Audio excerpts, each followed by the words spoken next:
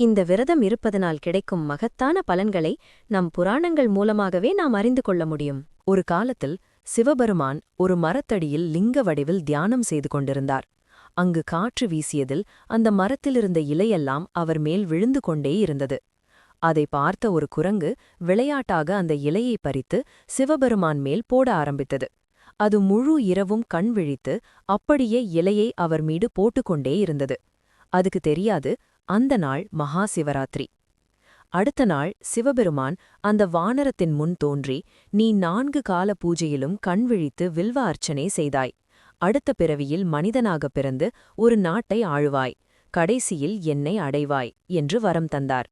அதற்கு குரங்கு, மனிதனாகப் பிறந்தாலும் உன்னை மறந்துவிடக்கூடாது, அதனால் வானர முகத்தோடு பிறக்க வேண்டும் என்று கேட்டது. அதன்படி அடுத்த பிறவியில் வானர முகத்துடன் முஷ்குந்து மன்னனாகப் பிறந்து நல்ல ஆட்சி செய்து இறுதியில் சிவபெருமானை அடைந்தது. அதனால்தான் சிவராத்திரி அன்று ஒரு காலம் கூட விழித்திருந்து வில்வத்தால் அர்ச்சனை செய்தால் எண்ணற்ற நன்மைகள் கிடைக்கும்.